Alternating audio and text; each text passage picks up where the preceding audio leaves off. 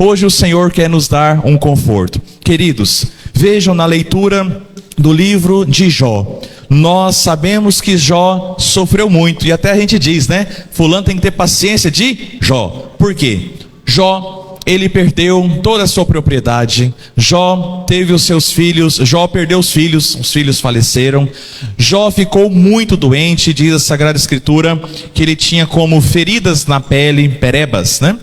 Jó também, diante disso, os seus amigos, por conta de tudo isso, deixaram ele. Jó também teve uma esposa que ficou matracando na cabeça dele para que ele deixasse de seguir ao Senhor. Mas Jó, na sua paciência, foi fiel ao Senhor até o fim. Mas veja que hoje nós temos aqui um trechinho da leitura que vai muito de encontro ao que Jó sentiu e muito de encontro ao que muitos de nós passamos, já passou, pode passar ou pode estar passando neste momento. Amados irmãos e irmãs, no versículo 3 da primeira leitura do profeta do livro de Jó, diz assim: assim tive por ganho meses de decepção. Vai prestando atenção. Assim tive por ganho meses de decepção, e couberam-me noites de sofrimento. Se me deito, penso, quando poderei levantar-me? Ou seja, a pessoa que está passando a noite em claro, não dorme, deita, já quer levantar, já dói o corpo na cama. E em seguida diz: e ao amanhecer, espero novamente a tarde, e me encho de sofrimentos até ao anoitecer. Quando chega a hora de dormir, penso, quero levantar logo, não aguento mais ficar deitado. Quando amanhece, já esperar o final do dia. Ou seja, temos claramente uma pessoa que está sofrendo tanto, que está numa profunda agonia, numa profunda dor dentro de si, que talvez está perdendo o sentido de sua própria vida, porque não encontra mais durante o seu dia, do seu trabalho, das suas ocupações, um motivo que ocupe a sua mente e preencha seu coração. Quando me deito, penso, quando poderei levantar-me? Passa essa noite logo. Ao amanhecer, espero novamente à tarde. Não tem um propósito durante o dia. De manhã já está pensando no final do dia. E me encho de sofrimentos até o anoitecer. Amados, quem de nós nunca passou por um momento de forte angústia, de tristeza? Talvez por momentos de dificuldade na sua vida financeira, talvez porque está brigando muito dentro de casa, talvez porque os filhos não estão mais te ouvindo, estão querendo se desvirtuar, talvez por abobrinhas e porcarias que disseram a seu respeito, não sei.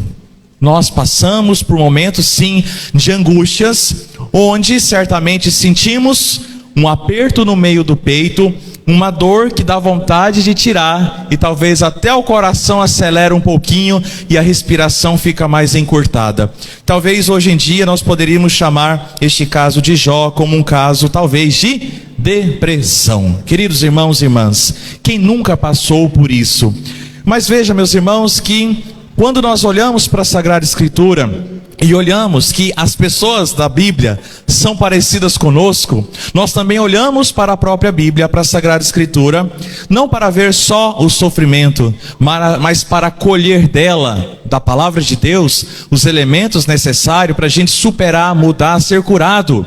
Então veja que hoje as leituras são como um bálsamo para os nossos corações, talvez para tantas pessoas que estão aqui dentro, sentados dentro dessa igreja, que passaram, estão passando ou estão vivendo por tantos momentos de tribulação que quando chega a noite, já quer que amanhece logo, quando chega no final do dia, até que passa esse dia, não encontra mais a sua segurança. Mas queridos, vejam que nosso Senhor sempre vem em nosso auxílio. No Evangelho, nós temos Jesus Cristo que vai ao auxílio de tantas pessoas.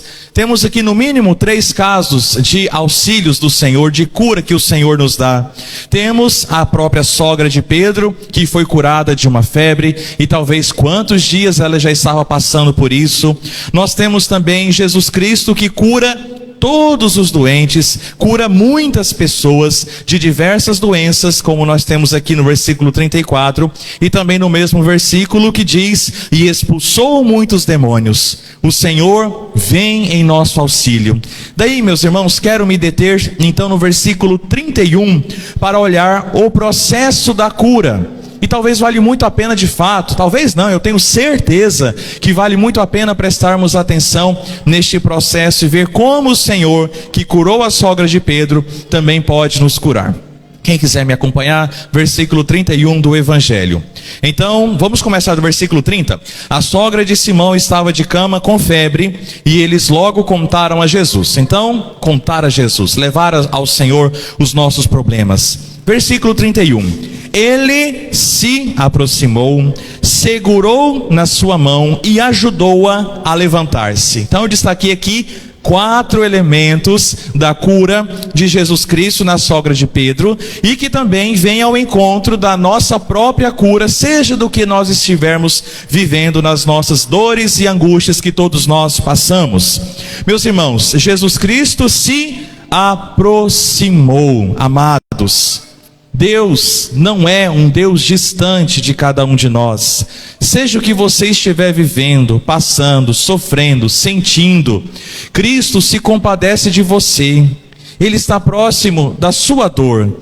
Deus não é uma ideia distante, mas Deus se fez homem, habitou entre nós, morreu na cruz, está na Sagrada Eucaristia, está na Sagrada Palavra, a sua palavra. Deus está aqui, e tanto que nós começamos a missa e dissemos: bendito seja Deus que nos reuniu, onde?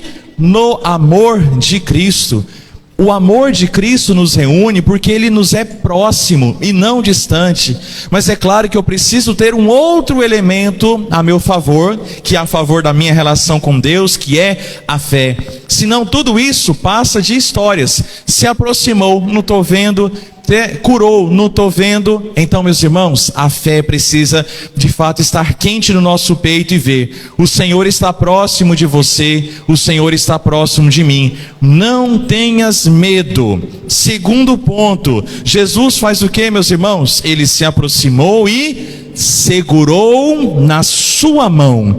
Queridos, quando alguém segura nas nossas mãos, por exemplo, vamos tomar o exemplo das nossas crianças que aqui estão aprendendo a andar, ou às vezes vão atravessar a rua. O que a mãe e o pai faz? Segura na mão e arrasta o menino. Ou seja, é sinal de segurança, é sinal justamente desta proteção que Deus nos dá, desta força que nos vem de fora. Veja, que quando nos seguram pela mão, é uma força que nós temos de fora. Então, meus irmãos, esta segurança que tem, que mais uma vez, Cristo está contigo. Não duvide, por favor, não permita que a ausência desta segurança tome o seu coração e roube a sua esperança. Jesus Cristo segura na sua mão. Agora também é preciso permitir ser segurado por Jesus Cristo. Então, primeira coisa, o Senhor é próximo. Deus não é distante de mim, de você, não. O Senhor nos dá força, porque quando nós que estamos talvez debilitados, ou as crianças que precisam da nossa força, quando nós seguramos a mão de alguém que amamos, que nós temos confiança, o nosso coração se enche de força. Terceiro ponto, ajudou-a a levantar-se, ajudou-a. Amados, é justamente este amparo. Veja que também, vamos lá, quando estamos aprendendo a andar, a mãe e o pai seguram as nossas mãos, depois ele vai soltando aos poucos, e fica ali protegendo, e fica amparando para ver se essa pessoa não cai, e se caiu ela vai e levanta. Então perceba essas 3 iniciativas da parte de Deus, que se aproxima, que dá segurança e dá amparo, vai protegendo. Mas meus irmãos e minhas irmãs, vejam, de nada vai adiantar, talvez não de nada, mas pouco vai surtir efeito, se diante dessas iniciativas de Deus, eu também não ter a minha iniciativa, correto? Vocês acreditam nisso? Então, eu ensino a criança a andar, eu me aproximo, seguro na mão, amparo ela, mas se ela falar não quero andar, ela não vai andar. Você pode ensinar alguém a dirigir, ensinar as mesmas coisas, e vai, dirige. Não quero. Pode ensinar a andar de bicicleta. Não quero. Você pode ter a sua iniciativa de pai, de professor, de condutor, a sua iniciativa de padre, que vai ensinar, que vai dar os caminhos, mas se a pessoa quiser, pouco vai surtir efeito. Quarto ponto, ajudou-a a levantar-se. Jesus levantou ela? Não. Jesus ajudou-a a ela levantar-se. E levantar-se significa uma ação sobre si mesmo, correto? Então veja que ela precisou ter a iniciativa, meus irmãos. E aí percebam que desses 4 pontos, aproximação, segurança, o amparo, ela se levantou para depois receber a cura. Veja que o evangelho está muito claro nesta ordem. Então a febre desapareceu. A febre, ela se levantou depois que a febre desapareceu, ou ela esperou a febre desaparecer para se levantar? Talvez muitos de nós ficamos esperando isso, né? Eu só vou até aquela pessoa que me magoou só depois que eu de fato perdoá-la. Eu só vou voltar para a minha atividade só depois que eu tiver superado os meus traumas. Eu só vou me arriscar só depois que tiver tudo resolvido dentro de mim. Eu só vou voltar para a igreja depois que... Eu só vou voltar com o marido depois que... Eu só vou... Não. É o contrário, é no processo que acontece a cura. Então ela primeiro se levanta para depois ser curada. Enquanto a gente ficar se escondendo atrás das mágoas, dos traumas, das angústias, daquilo que sofremos, e não nos levantarmos, a cura não vai vir. Por que que muitos não recebem a cura? Porque não se levanta, se esconde. Então vamos supor que ela diria que não, Senhor, não vou me levantar porque eu ainda estou sentindo febre, vai que eu caio. Não, Senhor, minhas pernas ainda estão fracas. Não, ela acreditou, teve fé na proximidade, na segurança e no amparo, e levantou-se. Depois ela foi curada. Amados, vamos parar de esperar tudo se resolver para eu me levantar. Vamos parar de esperar tudo resolvido para eu me entregar nos grupos da nossa igreja, para eu estar a serviço dos outros. Não, é no processo que a gente cura. Depois de tudo isso é que eu serei curado. Meus irmãos e minhas irmãs, quantas pessoas se fecham nas mágoas, nas irritações, nos traumas? Todo mundo tem. Eu tenho, você tem, o fulaninho aqui tem, o fulano aqui tem, o fulano tem.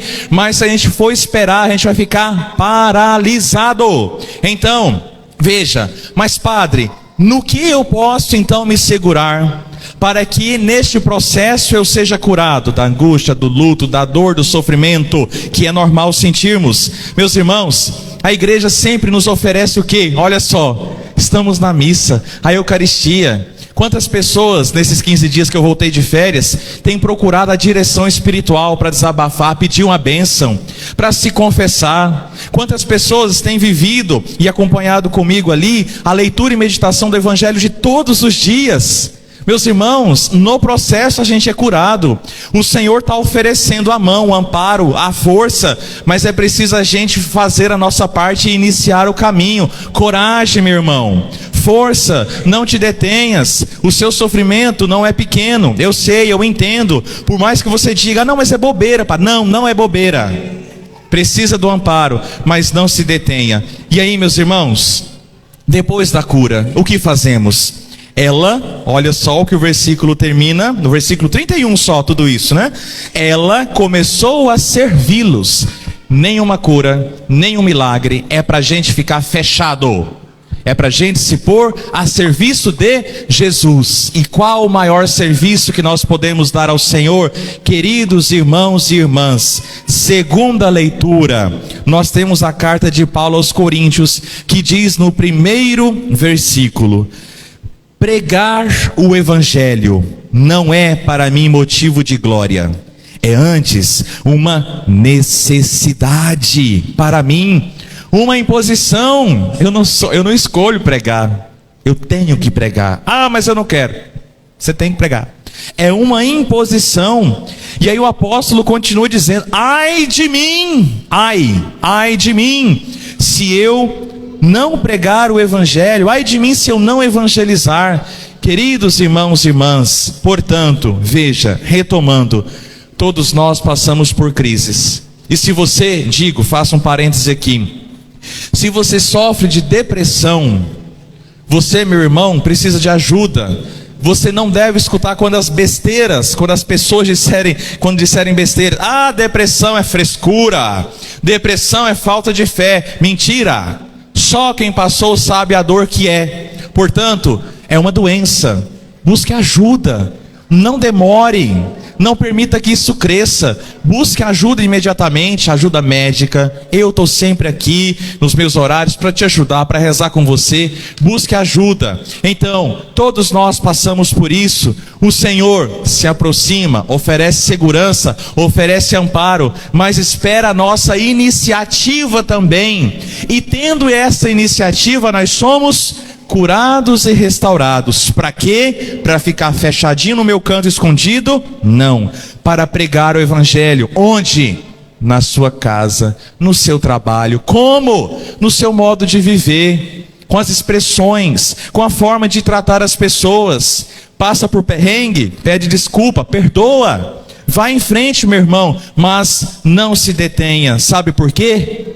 Jesus está contigo. Nunca duvide disso.